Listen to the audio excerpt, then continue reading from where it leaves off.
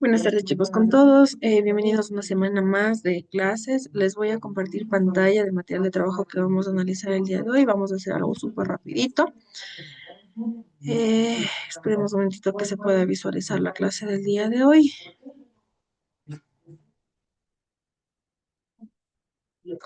Esto creo que ya chicos. Vamos a ver la fuerza gravitatoria, el momento angular y las leyes de Kepler. Hemos visto que para deducir las leyes del movimiento planetario, Kepler consideró que existía una fuerza atractiva entre el Sol y cada planeta. Ahora sabemos que las características de esta fuerza vienen determinadas por la ley de la gravitación universal de Newton. La fuerza gravitatoria con que se atraen dos objetos es un ejemplo de la fuerza central. Tenemos la fuerza gravitatoria, que es una fuerza central, por ejemplo. Tenemos la Tierra, este es el Sol, y lo que hace es una fuerza gravitatoria entre estos dos para no alejar. Lo mismo pasa con los demás. Esta es una fuerza gravitatoria. Tenemos la uno, la 2, la 3, la 4, que son movimientos específicos que hace la Tierra alrededor del Sol. Una fuerza central es aquella que va siempre dirigida hacia un punto, o lo que es el mismo, aquella que va siempre dirigida a lo largo de la línea que une los objetos que interactúan.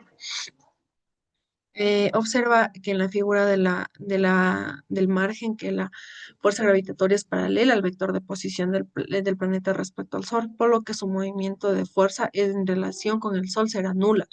Entonces tenemos la masa es igual a la fuerza por la radio por el seno del ángulo, o la fuerza es igual a la radio por el seno de 180 grados, que es igual a cero.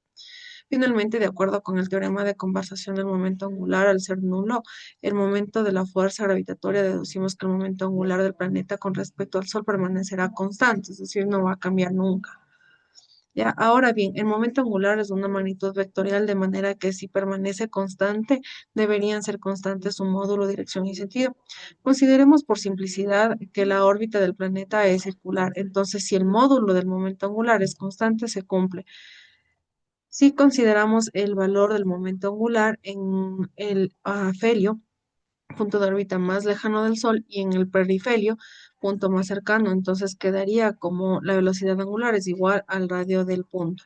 Observamos que se trata exactamente de la tercera ley de Kepler, la constante proporcionalidad que en ella aparece depende de la gravedad y de la masa del Sol y no de las características del planeta. Kepler afirmó la constante que había desde la misma para cualquier planeta sistema solar. La expresión obtenida nos indica que cuanto más lejos se encuentre el planeta del Sol, menos deberá ser su velocidad y viceversa. Así queda justificada la segunda ley de Kepler. Si la dirección del momento angular es constante, entonces los vectores posición y velocidad del planeta deberán estar siempre en el mismo plano perpendicular. Por lo tanto, las órbitas son planas. Cada planeta se mueve siempre en el mismo plano orbital.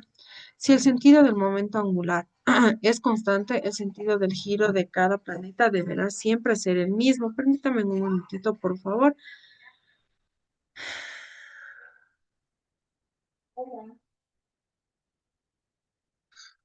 Ya, si el sentido del momento angular es constante, el sentido de giro de cada planeta deberá siempre ser el mismo.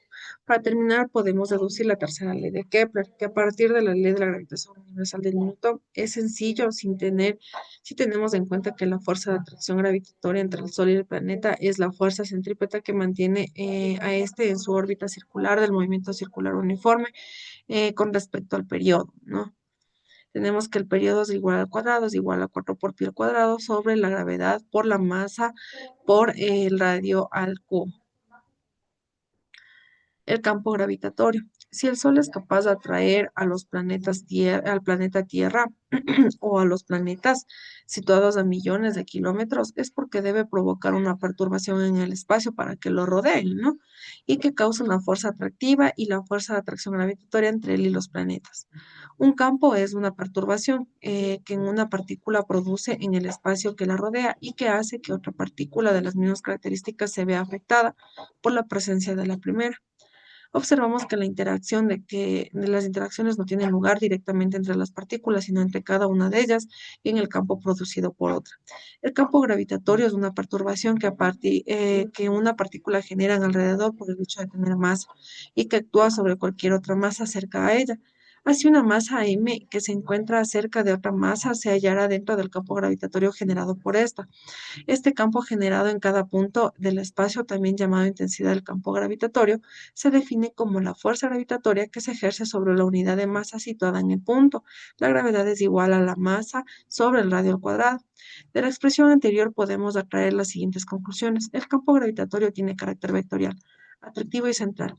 Esto es que va dirigido hacia la masa que lo crea. Por ello, podemos representarlo gráficamente mediante líneas de fuerza, que son líneas imaginarias que describen el movimiento de una masa sometida al campo gravitatorio. Son radiales, nacen en el infinito y terminan en la masa que crea en el campo. La unidad en que se expresa es el newton por kilogramo a la menos uno o la masa por el segundo a la menos 2. El efecto del campo gravitatorio sobre una masa es el de acelerarla en dirección a la masa que lo crea. Si la masa que lo crea el campo gravitatorio es la Tierra, entonces hablamos del campo gravitatorio terrestre. Su valor decrece conforme nos aleja de ella. El valor de la aceleración debido al campo gravitatorio que la Tierra crea a su alrededor es de 9,8 metros por segundo a la menos 2, solo para zonas muy cercanas a la superficie de la Tierra. Veamos un ejemplo. Compara los valores del campo gravitatorio terrestre en el Polo Norte y en el Ecuador. Las distancias de ambos puntos al centro de la Tierra son respectivamente 6.357 y 6.378 kilómetros. El campo gravitatorio terrestre en la superficie depende de la masa de la Tierra y de la distancia de su centro. Entonces, la masa de la Tierra es un valor constante que habíamos dicho la anterior vez. El valor de esta es 5,98 por 10 a la 24 kilogramos, que eso nunca va a cambiar, que es igual a 6,357 por 10 a la sexta metros. Y el radio de la 2 es 6.378 por 10 a la sexta metros. La gravedad es de 6,67 por 10 a la menos 12 newtons, metros al cuadrado por kilogramo al cuadrado. Y los valores del campo gravitatorio terrestre en ambos puntos serán lo siguiente. Aplicamos lo que nos habían dicho, la fórmula que habíamos generado de la gravitación en cada uno de los puntos con las diferentes masas y las diferentes distancias. Y nos sale que la una es 9,87 metros por segundo a la menos 11 y la otra es 9,86 metros por segundo a la menos 11. La gravedad es mayor en el polo norte por estar más cerca al centro de la Tierra que en el Ecuador. Eso es lo que nosotros podemos determinar. El peso de un cuerpo, aunque en lenguaje coloquial hablamos indistintamente de masa y peso desde el punto de vista de la física, son conceptos totalmente diferentes. La masa es una propiedad inerte a todos los cuerpos en los que tiene en cuenta su cantidad de materia. La masa inercial caracterizada la tendencia del cuerpo a oponerse al cambio de su estado de movimiento. Llamamos peso de un cuerpo a la fuerza con la que la masa de dicho cuerpo es atraído por la Tierra debido a la influencia del campo gravitatorio terrestre. Ya, ahora, que el peso dependa de la masa, sí, porque dependiendo de la masa es el peso, chicos. O sea, porque, por ejemplo, cuando nosotros nos vamos a pesar, nosotros sabemos que tenemos una masa específica que se llama grasa, otra que se llama músculo, pero el peso es dependiendo de la masa. Entonces, la caída de un objeto sobre una superficie de la Tierra tiene lugar con una aceleración a la que llamamos la aceleración de la gravedad que representamos mediante el vector de la gravedad, es decir, la aceleración de la gravedad coincide con la intensidad del campo gravitatorio terrestre. Por tanto, la gravedad no es constante, sino que disminuye al alejarnos de la superficie de la Tierra. El peso o fuerza de la atracción gravitatoria está relacionado con la intensidad del campo gravitatorio mediante la siguiente expresión, donde G es el campo gravitatorio terrestre o gravedad en el punto donde se encuentra el objeto. El peso es igual a la masa por la gravedad. La línea de la acción de la fuerza peso, igual que el vector campo gravitatorio, va dirigida desde el centro de la gravedad del cuerpo hasta el centro de la Tierra y tiene dirección radial en cualquier punto. Podemos hacer algunas observaciones a los dichos anteriores. El peso es la diferencia entre la masa igual al que el vector campo gravitatorio va dirigida desde el centro de la gravedad del cuerpo hasta el centro de la Tierra y tiene dirección radial en cualquier punto. Podemos hacer alguna observación a lo dicho anteriormente. El peso es la diferencia de la masa, una magnitud vectorial al tratarse de una fuerza, por tanto su unidad en el sistema internacional es el newton. El peso de un cuerpo disminuye conforme éste se aleja de la superficie de la Tierra. Es decir, no va a pesar lo mismo que en la Tierra, afuera de la Tierra o que se aleje de la Tierra. Por eso en el espacio exterior, cuando se van los astronautas flotan, porque no hay una especie de gravedad que les atraiga hacia la Tierra. ¿ya? El peso del cuerpo disminuye conforme a se aleja de la Tierra. Sin embargo, su masa es una propiedad característica del cuerpo independiente del punto al campo gravitatorio en el que se encuentra. El principal mérito de Newton reside en considerar que la fuerza que provoca la caída de los objetos sobre la superficie terrestre y la fuerza que hace que la Luna gire alrededor de la Tierra son en realidad la misma. ¿A qué altura sobre la superficie de la Tierra debe encontrarse una nave espacial para que esté sometida a un campo gravitatorio de 9 metros por segundo a la menos 2? El radio de la Tierra es de 6.370 kilómetros, considerando que la gravedad de la Tierra es de 9,8 metros por segundo a la menos 2.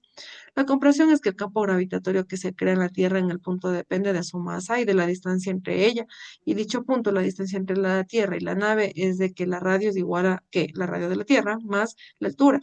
Tenemos que los datos desde 9 metros por segundo a la menos 2, la gravedad de la Tierra de 9,8 metros por segundo a la menos 2, el radio de la Tierra de 6,37 por 10 a la sexta metros. Aplicamos la expresión del campo gravitatorio terrestre, que era que la gravedad es igual al campo gravitatorio por la masa de la Tierra sobre el radio al cuadrado, que podemos también enumerarlo de esta manera, ya que tenemos el radio y la altura, y nos quedaría como la gravedad de la Tierra es igual al radio de la Tierra al cuadrado sobre el radio de la Tierra más la altura al cuadrado. Despejamos h, como despejamos, pues a la final nos quedaría como una raíz y se irían los metros por segundo a la menos 2 y quedaría como kilómetros. Me queda 280 kilómetros. Sustituimos el valor de h en la ecuación del campo gravitatorio terrestre y calculamos su valor. La disminución del valor de la gravedad no es apreciable, pese a encontrarse en la nave espacial a casi 300 kilómetros de altura sobre la superficie terrestre. La interacción electrostática, si al peinarte algunos pelos se adhieren al peine o si oyes crujidos al abrigarte con una manta sintética, esta ante manifestaciones de interacción eléctrica o electrostática es un tipo de fuerza que forma parte de la interacción electromagnética, una de las cuatro interacciones fundamentales de la naturaleza. Hay sustancias llamadas conductores que permiten el movimiento de cargas eléctricas a través de ella. En cambio, otras sustancias llamadas aislantes o dieléctricos no permiten dicho movimiento o bien en la dificultad enormemente.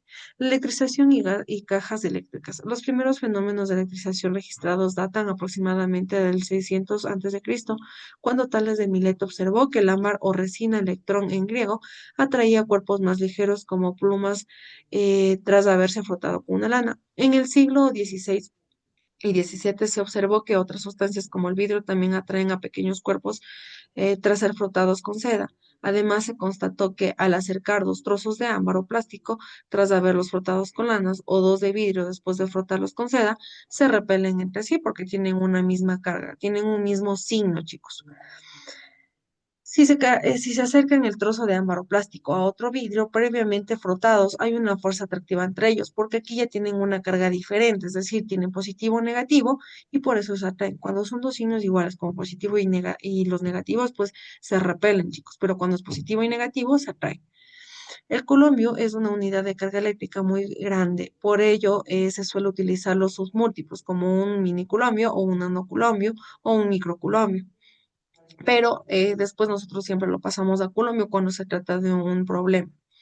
Este fenómeno se denomina electrización. En el siglo XVII, perdón, XVIII, Benjamin Franklin, tras estudiar los fenómenos eléctricos, distinguió orbitalmente con las palabras positivas y negativas los dos tipos de electronegatividad que podría adquirir un cuerpo. Franklin admitía la existencia de un fluido eléctrico sin masa. Según él, la electrización positiva o vitreria se debía a un exceso de fluido eléctrico y negativo o resinosa a su ausencia. Hoy sabemos que la naturaleza eléctrica de la materia se debe a que los átomos que forman contienen protones con carga positiva y electrones con carga negativa. En general, el átomo neutro tiene el mismo número de protones como de electrones, por eso se llama neutro. No es que no tenga ninguna carga, es que tenga una carga, pero son iguales cada uno, cada 6 electrones y lo mismo de protones. La carga eléctrica presenta las siguientes características. Pueden ser de dos tipos, positivas o negativas. Las cargas del mismo signo se repelen y las del signo contrario se atraen, lo que les comentaba. La unidad de carga eléctrica en el sistema internacional es el Coulombium. La carga eléctrica está cuantizada. La carga de cualquier cuerpo en un múltiplo entero de la unidad de carga elemental del valor del electrón es igual a 1602 por 10 a la menos 19 coulombs. La carga eléctrica puede pasar de un cuerpo a otro, pero nunca puede crearse ni destruirse. Principio de la conservación de la carga, ¿no? Eléctrica. Existen dos tipos de electrolización, electrolización por frotamiento y la otra por inducción.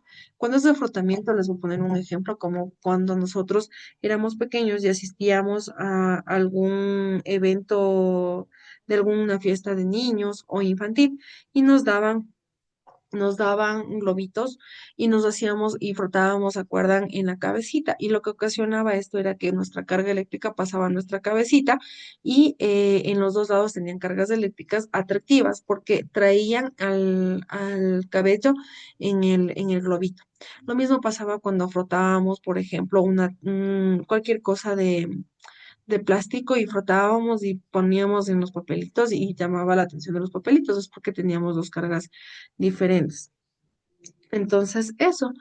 em, Nos dice que el de frotamiento, a frotar dos cuerpos, pasan electrones al otro y el cuerpo que gana electrones queda con carga negativa y que los pierde con carga positiva. La electrización por inducción. Al aproximar un cuerpo cargado eléctricamente a un cuerpo neutro sin carga neta, el cuerpo cargado provoca la distribución a las cargas del cuerpo neutro por atracción o repulsión.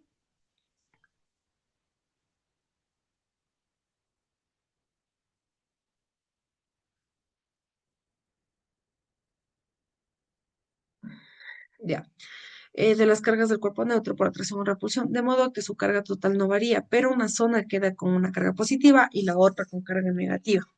En esta causa de que el ámbar y el vidrio puedan atraer pequeños objetos, ¿no? Porque de un lado queda una carga y de otro lado queda otra carga. La ley de Coulomb.